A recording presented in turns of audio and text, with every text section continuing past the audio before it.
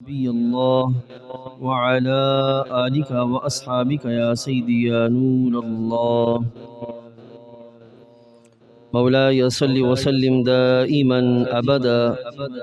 على حبيبك خير الخلق كلهم محمد سيد الكونين والثقلين والفريقين من عرب ومن عجم. هو الحبيب الذي ترجى شفاعته لكل حول من الأحوال مقتحم.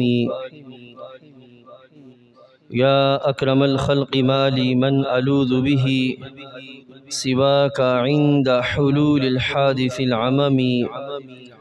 ثم الرضا عن أبي بكر وعن عمر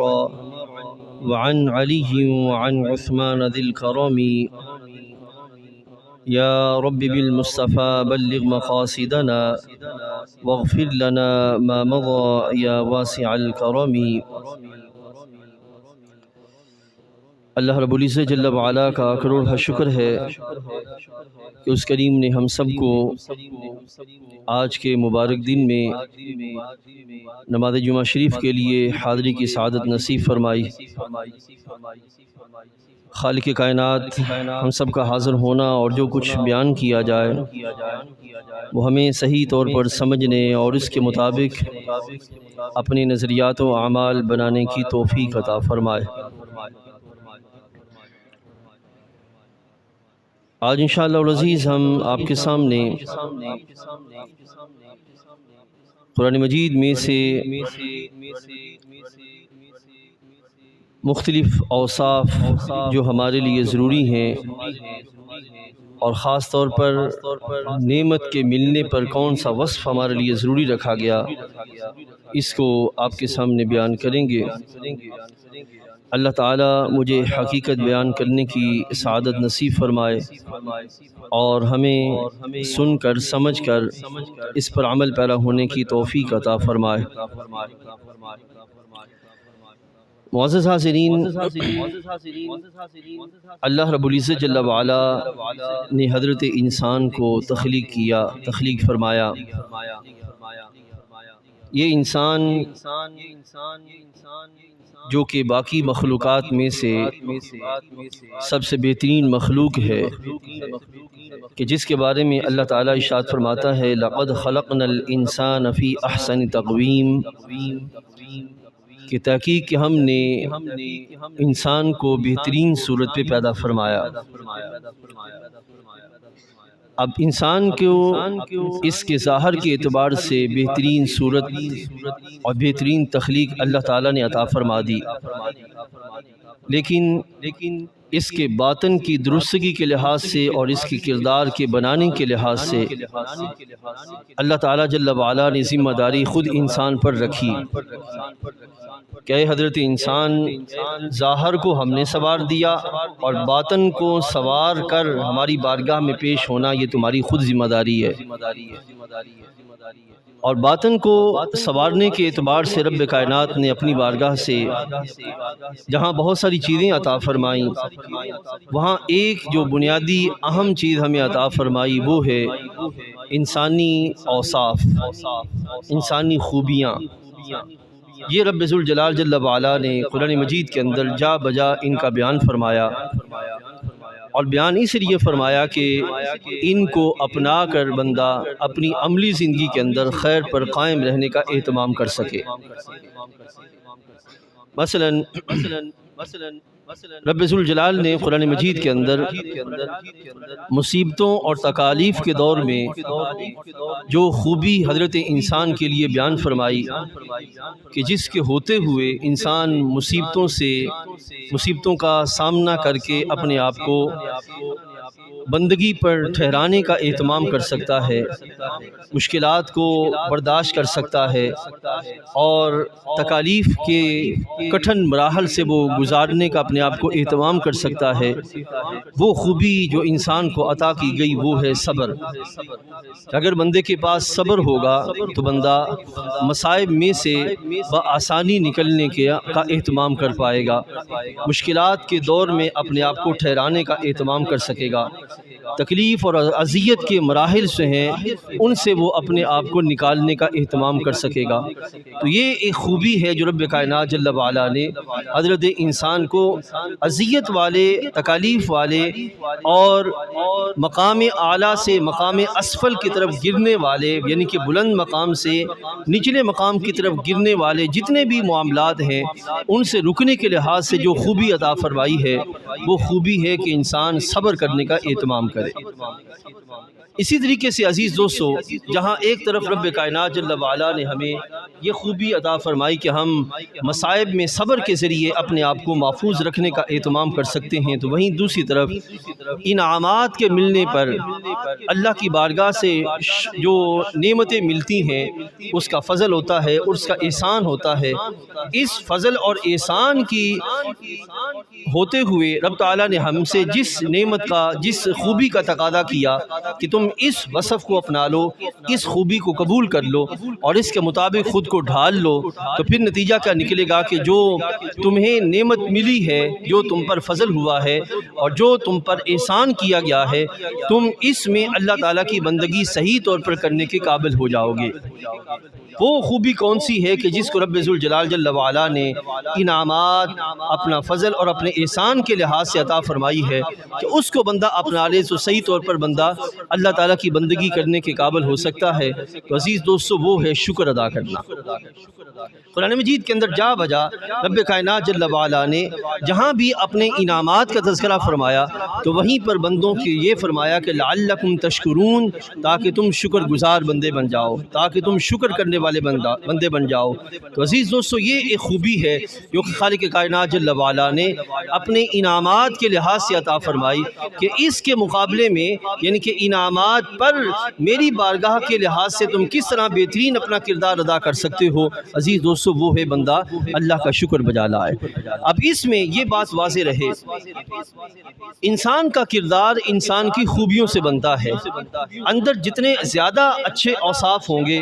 زیادہ اچھی خوبیاں ہوں گی، اور وہ جتنا زیادہ وہ اندر جمی ہوئی ہوں گی، قائم ہوں گی، اور مضبوطی کے ساتھ انسان کی طبیعت میں اور انسان کے ایمان کے ساتھ اس کا تعلق ہوگا، ان مختلف مراحل کے اندر اعمال خود بخود بنتے چلے جائیں گے، کردار خود بخود اس کے مطابق ڈھلتا چلا جائے گا اور انسان اس کے مطابق اپنے معاملات چلانے کی جو وہ قابل ہو جائے گا۔ لیکن جب انسان کے پاس اندر اوصاف ہی نہ ہو، خوبیاں ہی نہ ہو، انسان کا کردار پھر کس طرح ڈھلے گا اور کس طرح اس طرح کا کردار جو ہے وہ سامنے آئے گا۔ اس اعتبار سے عزیز دوستو، انسان کا کردار وہ بیس کرتا ہے ایمان کے ساتھ ساتھ ان خوبیوں پر کہ جن خوبیوں کے ہوتے ہوئے مختلف قسم کے کردار جو ہے وہ سامنے آتے ہیں۔ اس اعتبار سے جو نعمت کے ملنے پر رب ذوالجلال جل وعلا نے ہمیں خوبی عطا فرمائی، وہ خوبی ہے کہ بندہ اللہ تعالیٰ جل وعلا کا شکر کرنے کا اہتمام کر سکے۔ اب عزیز دوستو، یہاں سوچئے، میں آج کی جو گفتگو ہے یہ 14 اگست اور اس کے دن اور اس کے لحاظ سے جو مناسبت سے ہماری جو معاملات اور ذمہ داریاں ہیں اس پر میں لے کے آگے بڑھوں گا اور چند چیزیں وہ بنیادی آپ کے سامنے رکھنا چاہوں گا۔ عزیز دوستو، جہاں رب کائنات جل وعلا نے ہمیں ہمارا جسم نعمت عطا فرمایا، جسم میں بہت ساری نعمتیں عطا فرمائیں، جسمانی بقا کے اعتبار سے بہت ساری نعمتیں عطا فرمائیں، ہوا ہے، پانی ہے، مٹی ہے، خوراک ہے، یہ ساری کی ساری وہ نعمتیں ہیں۔ اسی طرح تعلق داریاں ہیں، رشتہ داریاں ہیں، یہ ساری وہ نعمتیں ہیں جو رب کائنات جل وعلا نے ہمیں عطا فرمائیں۔ ان نعمتوں کے ساتھ ساتھ ایک بڑی نعمت جو رب کائنات جل وعلا نے ہمیں عطا فرمائی، عزیز دوستو، وہ نعمت ہے آزاد وطن ہونا۔ آزاد وطن رب ذوالجلال جل وعلا کی طرف سے ایک بڑا انعام ہے، ایک بہت بڑا احسان ہے ہم پر، اور اگر کوئی اس کی قدر پوچھنا چاہے تو پوچھے ان سے کہ جن کے پاس وطن نہیں ہے، یا اگر ہے تو ان پر کسی کا قبضہ ہو چکا ہے تو اس سے پوچھے، اور اگر رب ذوالجلال جل وعلا کے فضل سے آزاد وطن اگر ہم انڈیا کے مسلمانوں سے بھی پوچھیں کہ تمہارے لحاظ سے بتاؤ کہ آزاد وطن کی کیا قدر و قیمت ہے، تو وہ ہمیں بتا سکیں گے کہ 14 ملک حاصل کرنے کے باوجود ہم نے انگریزوں سے جو چھٹکارا حاصل کر لیا، لیکن انگریزوں سے چھٹکارا حاصل کرنے کے بعد ہم ہندوؤں کی اکثریت کے لحاظ سے اسی طرح مصائب کا شکار ہیں اور اسی طرح تکالیف میں گھرے ہوئے ہیں۔ رب کائنات جل وعلا نے ہمیں یہ عظیم نعمت جو عطا فرمائی وہ ملک خداداد مملکت پاکستان ہے۔ رب کائنات جل وعلا نے ہمیں آزاد وطن کی صورت میں عطا فرمایا۔ اب یہاں آگے بڑھنے سے پہلے عزیز دوستو یہاں ایک مثال دیکھیے اور پھر آپ کے لیے یہ سمجھنا آسان ہو جائے گا کہ انسان کو ایک نعمت رب نے دی آنکھیں۔ یہ جو نعمت ہے اگر کوئی بندہ اس کے قواعد و ضوابط یعنی کہ کس طرح اس کا تحفظ کرنا ہے اور کس طرح اس کا استعمال کرنا ہے اگر اس چیز کا اہتمام نہ کرے تو نتیجہ کا نکلے گا کہ امید ہے کہ وہ بندہ بہت جلد ہی اپنی اس نعمت سے ہاتھ دھو بیٹھے گا، کیونکہ اس کے کچھ قواعد ہیں کہ اگر بندہ اس کو اس طریقے سے استعمال کرے تو یہ آنکھ تادیر انسان کے ساتھ رہ سکتی ہے اور انسان اس سے فائدہ حاصل کر سکتا ہے، اور اگر جو ہے وہ اس کو اس قواعد اور ان اصولوں کے ساتھ استعمال نہ کرے تو نتیجہ کا نکلے گا کہ انسان اپنی آنکھ سے بہت جلد جو ہے وہ ہاتھ دھو بیٹھے گا۔ اسی طریقے سے انسان کے سارے اعضاء ہیں، انسان کا دماغ ہے، انسان کی آنکھیں ہیں، زبان ہے، دانت ہے، انسان کا جو دل ہے، یہ سارے کے وہ اعضاء ہیں جو رب کائنات جل وعلا نے بطور نعمت ہمیں عطا فرمائے۔ تو جس طرح یہ نعمت جو عطا کی گئی تو اس نعمت کے اعتبار سے کچھ طبی اصول اور کچھ ذمہ داریاں بھی عطا کی گئیں کہ اگر تم اس طریقے پہ چلو گے تو یہ نعمت تادیر تمہارے پاس رہے گی اور اس سے تم فائدہ حاصل کرتے رہو گے، اور اگر جو ہے وہ تم نے اس رستے سے ہٹ کر یہ رستہ اپنا لیا تو پھر نتیجہ کا نکلے گا کہ یہ نعمت تم سے ضائع ہونے کا خدشہ ہے، تم اس نعمت سے ہاتھ دھو بیٹھو گے۔ تو عزیز دوستو اسی طریقے سے مملکت خداداد پاکستان جو رب کائنات جل وعلا نے ہمیں بطور نعمت عطا فرمائی، تو عزیز دوستو اس نعمت کے حصول کی بھی جو ہے وہ کچھ بنیادیں تھیں اور نعمت کے ملنے کے بعد بھی پھر آگے کچھ ذمہ داریاں ہیں، کچھ قواعد و ضوابط ہیں، کچھ ہمارے لیے اصول ہیں، اگر ہم ان کو سامنے رکھیں تو پھر اس نعمت کا تادیر ہمارے پاس رہنا ممکن ہے، لیکن اگر ہم اس کے لحاظ سے غفلت اختیار کریں تو پھر جو حالات ہمارے سامنے ہیں یہ آپ کے سامنے ہیں۔ اب عزیز دوستو دیکھیے پاکستان جب بنا تو اس وقت پاکستان کے بننے کے لحاظ سے کون سی ایسی مجبوری تھی جس سے مسلمان یہ چاہتے تھے کہ پاکستان مل جائے؟ عزیز دوستو سب سے پہلے اگر عوامی اعتبار سے من حیث القوم ہم دیکھیں تو پاکستان کے بنتے ہوئے ایک پہلو جو بڑا تھا وہ یہ تھا کہ اگر ہم ہندو اکثریت اور انگریز کے ماتحت رہتے تو اس کا نتیجہ کا نکلتا کہ ہم اپنی جو شناخت ہے، جو تشخص ہے، اپنی جو انفرادیت ہے وہ کھو بیٹھتے۔ اس میں کوئی شک نہیں ہے کہ آج بھی ہماری صورتحال یہ ہے کہ آدھا تیتر آدھا بٹیر بنے بیٹھے ہیں، نہ ادھر کے رہے نہ ادھر کے رہے، ہمارا حال یہ ہوا پڑا ہے۔ لیکن بہرحال اگر حکومت وقت میں ان کا غلبہ ہوتا اور نظام کے اعتبار سے ان کا غلبہ ہوتا تو پھر ہمیں یہ اس مصیبت کا سامنا کرنا پڑتا۔ رب کائنات جل وعلا نے اس اعتبار سے ہمیں جو ایک پاکستان کے حصول کے لحاظ سے جو بنیادی وجہ بنی وہ یہ تھی اپنا تشخص جو ہے وہ اس کو بحال رکھنے کا اہتمام کیا جائے، اس کے لیے ایک الگ وطن کی ضرورت ہے۔ دوسرا عزیز دوستو جب پاکستان بن رہا تھا تو قائد اعظم محمد علی جناح جو ہمارے لیڈر تھے ان کی اگر تقاریر پڑھ کے دیکھیں تو ان کی تقاریر دو طرح کی ہیں۔ ایک وہ تقاریر ہیں کہ جن میں قائد اعظم پاکستان کے افراد کے اعتبار سے حقوق و فرائض کے لحاظ سے جو ذمہ داریاں ہیں ان کو بیان کرتے ہیں، ایک تقاریر وہ ہیں، اور دوسری تقاریر وہ ہیں کہ جن میں قائد اعظم پاکستان کے نصب العین اور پاکستان کے نظام کے لحاظ سے بات کرتے ہوئے نظر آتے ہیں۔ اگر آپ ان تقاریر کو پڑھیں تو آپ کو باقاعدہ برملا واضح طور پر یہ معاملہ ملے گا کہ پاکستان میں قائد اعظم جس نظام کے لیے کوشاں تھے کہ جس نظام کے لیے اور جس نظام کے ذریعے ہم پاکستان کے نظام کو چلانے کا اہتمام کریں گے وہ نظام اسلام ہوگا۔ اب دیکھیے مثلا پاکستان کے جب بن رہا تھا تو اس وقت مطالبے کے لحاظ سے لارڈ ماؤنٹ بیٹن یہ اس وقت وائسرائے تھا، اس نے پاکستان کے لحاظ سے قائد اعظم سے پوچھا کہ آپ پاکستان تو لینے جا رہے ہو، اس میں کون سا نظام لاؤ گے؟ تو اس وقت لارڈ ماؤنٹ بیٹن کے سوال پر قائد اعظم نے فوراً برجستہ برملا جواب دیا کہ ہم یہاں کسی نئے نظام کے لانے کی ہمیں ضرورت نہیں ہے، ہمیں صرف وہی نظام کافی ہے جو 1300 سال پہلے حضرت محمد عربی صلی اللہ علیہ وسلم نے عطا فرمایا تھا صلی اللہ علیہ وسلم۔ اب اس کا مطلب کیا کہ قائد اعظم اس نظام سے باہر کے جانے کا سلسلہ وہ سوچ بھی نہیں سکتے تھے، اور یہ یاد رکھیے گا یہ کہنا قائد اعظم کا یہ ایسا نہیں تھا کہ محض خواب ہو، محض خیال ہو، بلکہ اس کے پیچھے قائد اعظم کی پوری تحقیق ہے اور پوری سوچ ہے اور پورا ایک محنت کا سلسلہ ہے جس کے اعتبار سے قائد اعظم نے یہ الفاظ کہے، ہمیں کسی اور نظام کی طرف جانے کی جو ہے وہ ضرورت نہیں ہے۔ آپ انشاءاللہ پھر کبھی موقع ملا تو اس پر بھی بیان کریں گے کہ قائد اعظم کے پاس باقاعدہ انگریزی ترجمے والے قرآن مجید موجود تھے، اور جس پر کئی دن آپ ایک دو آیات جو احکام والی ہیں ان پہ غور و فکر کرتے رہتے، تاکہ جو ہے وہ مجھے پتہ چل سکے کہ ان احکام کے لحاظ سے میں کس طرح امپلیمنٹ کر کے سوسائٹی کے اندر بہترین جو ہے وہ نفع حاصل کر سکتا ہوں۔ تو اس اعتبار سے قائد اعظم کے پاس یہ سلسلہ موجود تھا۔ اور پھر دوسرا، قائد اعظم رحمۃ اللہ تعالی علیہ کے بارگاہ سے یہ بھی ملتا ہے کہ قائد اعظم پاکستان کو اسلام کا قلعہ بنانے چاہتے تھے۔ وہ سمجھتے تھے کہ وہ نظام کے جس میں جہاں مسلمان ایک آزاد حیثیت سے رہ سکتے ہیں، تو وہیں پہ دوسری ریاستوں، دوسرے جو گروہ ہیں، عیسائی ہیں، ہندو ہیں، سکھ ہیں، یہودی ہیں وغیرہ وغیرہ، ان کو پاکستان میں مسلمانوں کے ساتھ کیسے رکھا جا سکتا ہے۔ باقی عزیز دوستوں کے لیے کسی اگر لبرل نظام کی طرف جائیں گے، سیکولر نظام کی طرف جائیں گے، تو وہ نظام کسی نہ کسی طریقے سے کہیں اسلام کو نقصان دے گا اور کہیں انسانی اعتبار سے یہودیوں اور عیسائیوں کو نقصان دیتا ہوا دکھائی دے گا۔ لیکن اگر ہم وہ نظام لیں کہ جس نظام میں وہ اپنے طریقے سے زندگی گزارتے رہیں اور ہم جو ہے وہ اپنے اعتبار سے آزادی کے ساتھ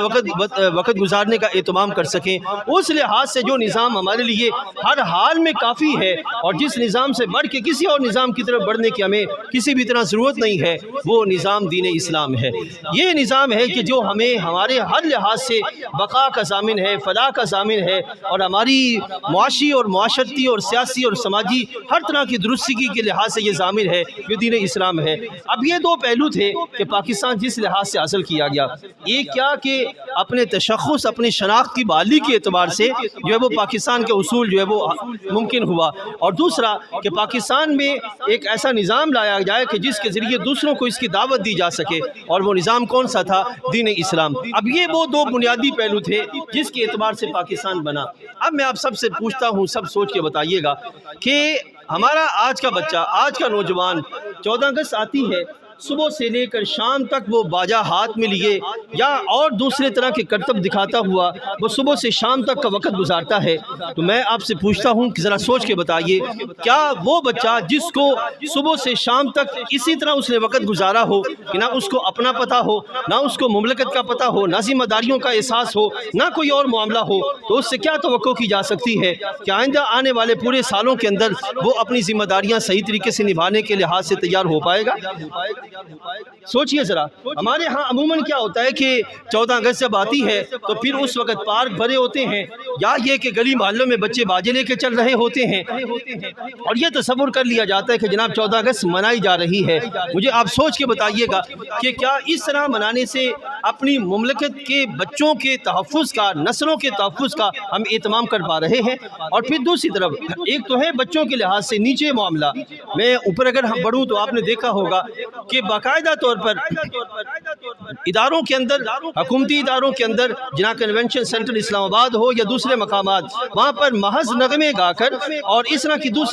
تیسری باتیں کر کے وہاں پر جو ہے وہ یہ سمجھ لیا جاتا ہے، اور ڈانس پارٹیز کر کے کہ جناب ہم نے آزاد وطن میں جو ہے وہ جینا سیکھ لیا، آزاد وطن میں ہم آ گئے ہیں۔ مجھے آپ ذرا سوچ کے بتائیے گا، 76 سال ہو گئے پاکستان بنے کو، جس طرح کی تقریریں اور جس طرح کا نظم و نسق پاکستان میں قائم ہے، کیا اس سے پاکستان آزادی کی طرف بڑھ رہا ہے، یا اس میں غلامی کی جو گھٹائیں ہیں وہ اور تیزی سے مسلمانوں کو اپنے جکڑ میں لے رہی ہیں؟ وہ آپ کے سامنے ہے۔ اس اعتبار سے عزیز دوستو ہمیں دیکھنا ہوگا، جاگنا ہوگا، ہمیں سمجھنا ہوگا کہ پاکستان اور اس کے پیچھے کون سی فکر ہے اور کون سا وہ وصف ہے جو کام کرے گا، وہ ہے اللہ کا شکر ادا کرنا۔ اب شکر کیا ہے عزیز دوستو؟ شکر یہ نہیں ہے، حضرت سید عمر فاروق نے ایک دفعہ ایک بندے کو دیکھا کہ وہ نماز پڑھ رہا ہے، اور نماز پڑھتے ہوئے اس طرح اس نے ہاتھ باندھے ہوئے اور سر ایسے نیچے کیے ہوئے۔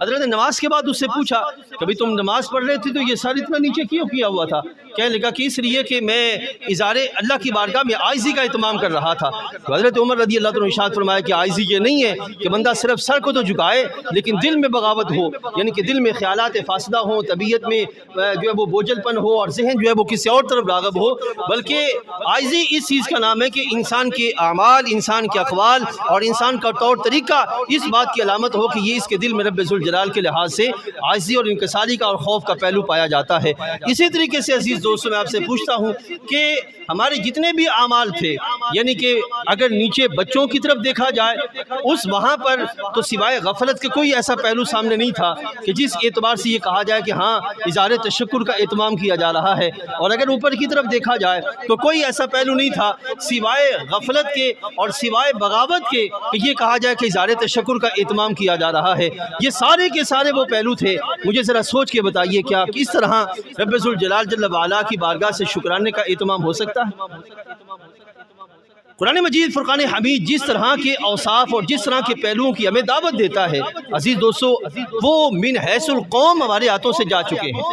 ہم پر لازم ہے کہ ہم ان اوصاف کی طرف بڑھیں جو اوصاف ہمیں قرآن عطا فرماتا ہے، کہ جس سے صحیح طریقے سے ہم اپنی ان ذمہ داریوں کو سمجھ کر اس کے مطابق اپنے نظام بنانے کے لحاظ سے اہتمام کر سکتے ہیں، ان خوبیوں کی طرف بڑھا جائے۔ میں نے پہلے عرض کیا کہ قرآن ہمیں جو اوصاف دیتا ہے یہ اوصاف ایسے ہیں کہ ان کی بنیاد پر پھر آگے کردار بنتے ہیں۔ اب ہمارے دلوں میں اگر شکر کا وہ معنی ہو جو صحیح معنی قرآن و سنت نے ہمیں عطا فرمایا ہے تو پھر نہ غفلت ہوگی، نہ ناشکری ہوگی، نہ بغاوت کا کوئی رستہ ہوگا، بلکہ ہم صحیح طریقے سے آگے بڑھ کر اپنے نظام کو لے کے چلنے کے لیے ہر سال تجدید عہد وفا کرنے کا اہتمام کر سکیں گے کہ پاکستان کے لحاظ سے پچھلے پورے سال میں جو ہم سے غلطیاں ہوئیں آئندہ ہم وہ غلطیاں نہیں کریں گے۔ پچھلے پورے سال کے اعتبار سے ہم جو کمیاں رہ گئیں آئندہ وہ کمیاں نہیں ہوں گی۔ پچھلے پورے سال کے اعتبار سے جو خامیاں رہ گئیں آئندہ میرے بھائیوں ہم وہ خامیاں اختیار نہیں کریں گے۔ ہاں اگر کوئی بندہ اس اعتبار سے وہ 14 اگست مناتا ہے تو اس کا منانا کسی جگہ حق بجانب اور وہ درست جگہ پہ چل رہا ہے، لیکن اگر کوئی بندہ صرف باجا بجائے پارکوں کو جو ہے وہ رش کیے ہوئے اور پھر محض فلم سینما انڈسٹری اور اس طرح کی دوسری چیزیں یا محض گانے بجانے کی مجالس میں بیٹھ کر یہ کہے کہ ہم نے اللہ تعالیٰ تو نے ہم پر احسان کیا کہ ہمیں ایک آزاد وطن عطا فرمایا، تو عزیز دوستو یہ سوائے منافقت کے اور کچھ بھی نہیں ہے۔ شریعت مطالعہ ہم سے اس بات کا تقاضا نہیں کرتی۔ میں نے پہلے آپ کو عرض کیا آنکھ ہے، اگر کوئی بندہ یہ کہے کہ مولا تیرا شکر ہے تو نے ہمیں آنکھ عطا فرمائی، لیکن ہر وہ عمل کرے جس سے آنکھ کے ضائع ہونے کا خدشہ ہے، تو کیا وہ اپنی آنکھ کو جلدی ضائع نہیں کر بیٹھے گا؟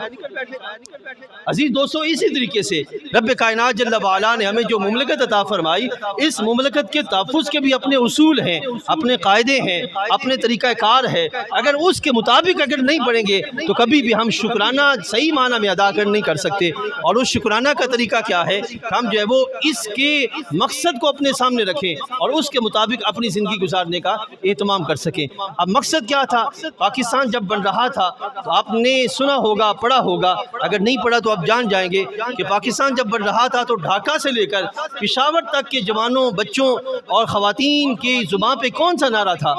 بٹ کے رہے گا پاکستان،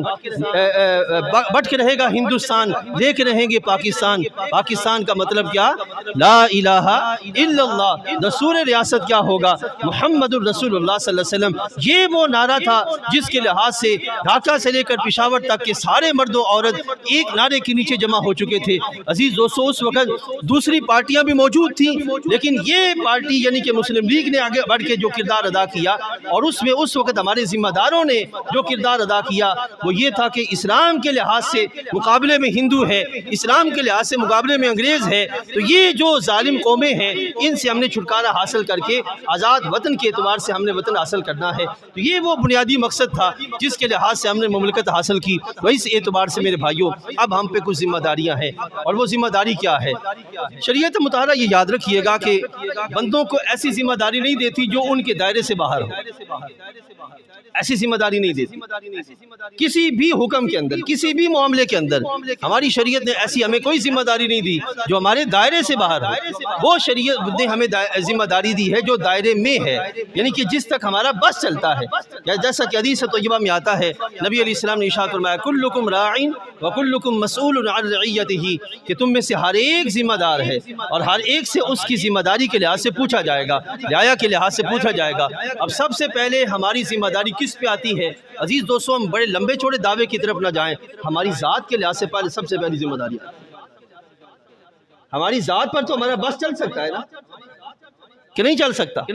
ہماری ذات کے لحاظ سے سب سے پہلی ذمہ داری آتی ہے، اس کے بعد ہمارے بیوی بچوں کے لحاظ سے ذمہ داری آتی ہے، اس کے بعد ہمارے دوستوں کے اعتبار سے ذمہ داری آتی ہے، بھائیوں کے اعتبار سے ذمہ داری آتی ہے۔ پھر جس بندے کا جتنا دائرہ کار وسیع ہوتا جائے گا اتنی اس کی جو وہ ذمہ داری جو وہ بڑھتی چلی جائے گی۔ اب عزیز دوستو سوچئے کہ جس بندے کے پاس تھوڑا سا بھی احساس ذمہ داری ہے اور وہ مملکت کے اعتبار سے اس طرح احساس ذمہ داری نہیں نبھاتا تو قیامت کے دن رب ذوالجلال اس کو اس کی امانت کے لحاظ سے پوچھے گا کہ خالق کائنات جل وعلا پوچھے گا کہ تمہیں مملکت عطا کی تھی، اس کے اعتبار سے تم نے کیا کردار ادا کیا، تم نے کیا طریقہ اختیار کیا، تم نے کیا طرز عمل اپنایا، تم نے کیا جو ہے وہ اپنا دنیا کے اندر انداز اپنایا کہ جس سے ذریعے اس مملکت کی صحیح طور پر خدمت کا اہتمام ہو سکے۔ تو اس اعتبار سے عزیز دوستو ہم اپنے بچوں کو تو سمجھا سکتے ہیں، اپنے گھر والوں کو تو سمجھا سکتے ہیں، ان کو وقت دیں، ان کو سوچ دیں، ان کو فکر دیں اور ان کو ذمہ داری کا احساس دلائیں، اور یقین جانیے گا اگر ہم نے یہ طریقہ نہ اپنایا تو آنے والے کچھ ہی سالوں کے اندر سوائے لبرل سیکولر یہودیت اور عیسائیت کے مسلمانوں کی سوچ بہت حد تک کمزور ہو جائے گی۔ یہ ہم نے سمجھنا ہے، یہ ہم نے اپنی سوچ کو بدلنا ہے۔ اگر مسلمان رہنا ہے تو اپنی ذمہ داریوں کو سمجھنا ہوگا، اگر صحیح پاکستانی رہنا ہے تو اپنی ذمہ داریوں کو سمجھنا ہوگا، پھر جا کے ہم اس قابل ہو سکیں گے اپنا کردار ادا کر سکیں۔ تو یہ ہے نیچے کی طرف جو ہے وہ اپنی ذمہ داریوں کا سلسلہ، یعنی کہ بچوں کے اعتبار سے ذمہ داریوں کا سلسلہ۔ اب آگے بڑھتے ہیں اوپر کی طرف ذمہ داریوں کا سلسلہ، کیونکہ بہرحال ہمارے ہی ووٹوں سے کوئی آگے آتا ہے، ہمارے ہی ووٹوں سے کسی کا کردار بنتا ہے، ہمارے ہی ووٹوں سے کسی کو قوت ملتی ہے۔ تو عزیز دوستو سب سے پہلی یہ ہے کہ ہم میں سے جتنے بھی یہاں بیٹھے ہیں، میں اکثر جمعہ شریف کے موقع پر یہ بات عرض کیے دیتا ہوں کہ اگر ہم ان دو چیزوں کو سامنے رکھیں تو امید ہے کہ ہم اپنے آپ کو صحیح سمت کی طرف لے جانے کا اہتمام کر سکیں گے۔ دو چیزیں، ایک چیز کیا کہ ہم سب سے پہلے پاکستان کے بارے میں سوچیں، اور اس سے پہلے بھی ہم سب سے پہلے کس بارے میں سوچیں، ہم اسلام کے بارے میں سوچیں۔ ایک ہے اسلام، دوسرا ہے پاکستان۔ اگر ان دو چیزوں کو کوئی سامنے رکھے اور ان دو چیزوں کا کوئی وفادار ہو تو ہم اس کے وفادار ہوں، اور اگر ان دو چیزوں کا کوئی وفادار نہ بنے، یعنی کہ اسلام کے لحاظ سے اس کے اندر خامیاں ہوں یا پاکستان کے لحاظ سے کہیں اس کا کردار جو ہے وہ کردار کا خرابی کا شکار ہو، تو عزیز دوستو ہم پر ذمہ ہے کہ ہم وہاں سے نکل جائیں۔ آج کے اس دور کے اندر ہمارے اکثر و بیشتر احباب، اکثر و بیشتر دوست، میں انتہائی معذرت کے ساتھ کہتا ہوں، اگر کوئی بندہ کسی تحریک کا، کسی جماعت کا کارکن ہے تو وہ جماعت کا کارکن پہلے ہوگا، مسلمان بعد میں ہوگا۔ انتہائی معذرت کے ساتھ جماعت کا کارکن پہلے ہوگا،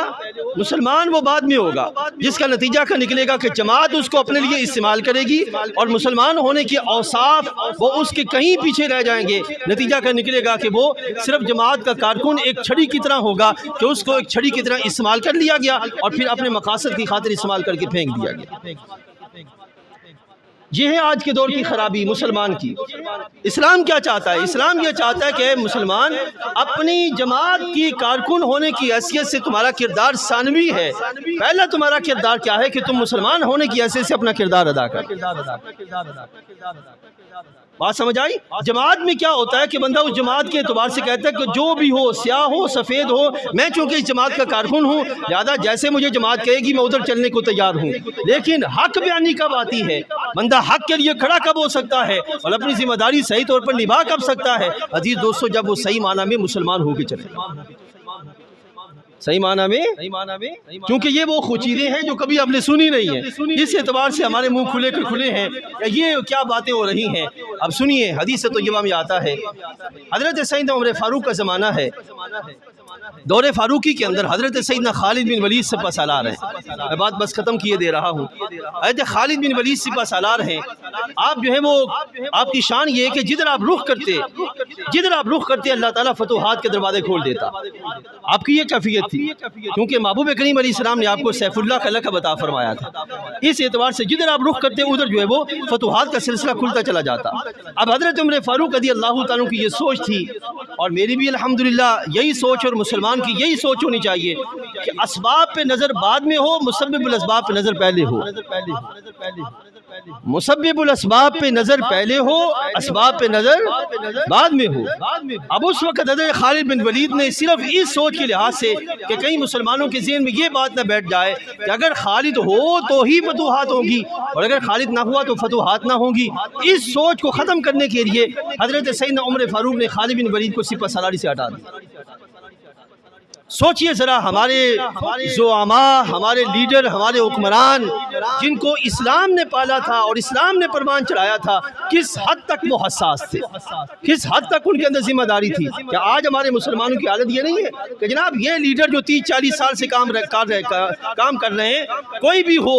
اگر یہ نہ ہوا تو ملک نہیں چلے گا، اگر یہ نہ ہوا تو نظام نہیں چلے گا، اگر یہ نہ ہوا تو طریقہ کار نہیں رہے گا، ملک کہاں ہوگا؟ عزیز دوستو، رب ذوالجلال نے ہمیں جو نظام عطا فرمایا ہے، صرف اس پر نظر ہو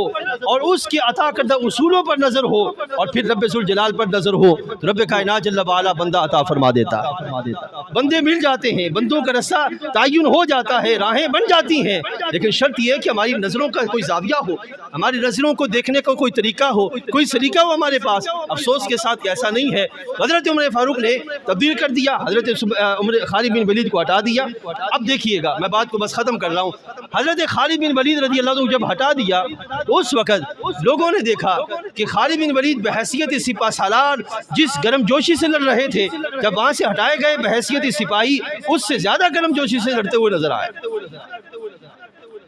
اس سے زیادہ گرم جوشی کے ساتھ لڑتے ہوئے نظر آئے۔ اب ایک ہے منصب کا تقاضا اور ایک ہے وہ کو جو ابھی میں آپ کے سامنے حضرت خالد بن ولید کا پیش کر رہا ہوں، ایک ہے اسلام کا تقاضا۔ عزیز دوستو، اگر کوئی منصب پر بیٹھے تو تب تو بڑا گرم جوشی کے ساتھ کام کرے، لیکن جب منصب سے ہٹ جائے تو اس وقت وہ گرم جوشی ہٹ جائے تو سمجھ لے کہ اس کے اندر اسلام کی وہ خوبیاں نہیں ہیں جس کا اسلام تقاضا کر رہا ہے، جس کا اسلام تقاضا کر رہا ہے۔ اب حضرت خالد بن ولید رضی اللہ تعالیٰ عنہ آپ سے پوچھا گیا، آپ فرمانے لگے کہ میں منصب پر تھا تب بھی، اب منصب پہ سے ہٹ گیا ہوں تب بھی، میں وہاں بھی اللہ کے لیے لڑتا تھا، یہاں پہ بھی اللہ کے لیے لڑتا۔ یہ ہے میرا انداز، یہ ہے میرا طریقہ، یہی میرا طرز عمل۔ اس واسطے سے میں نے کہا کہ مسلمانوں، اظہار تشکر یہ نہیں ہے کہ بندہ محض کسی جماعت کا کارکن ہو کے بیٹھ جائے اور سیاہ و سفید جو بھی ہو کہتا پھرے کہ مجھے اس سے کیا لگے، میں چونکہ اس جماعت کا کارکن ہوں اب مجھے اس سے آگے نہیں بڑھنا۔ عزیز دوستو، اسلام کس بات کا تقاضا کر رہا ہے؟ اسلام کہتا ہے پہلے مسلمان بنو، پھر پاکستانی بنو، پھر تمہارا اور کوئی کردار ہونا چاہیے۔ اگر ہم اس طرز عمل پہ چلیں گے تو پھر نتیجہ کیا نکلے گا؟ ہم حق کے لحاظ سے بات بھی کر سکیں گے، باطل کے خلاف اٹھ بھی کھڑے ہو سکیں گے اور اپنی ذمہ داریاں صحیح طور پر نبھا بھی سکیں گے۔ یہی اظہار تشکر کا جو وہ طریقہ ہے، اس کے سوا اظہار تشکر کا اور کوئی طریقہ نہیں ہے۔ اللہ تعالیٰ سمجھ و عمل کی توفیق عطا فرمائے۔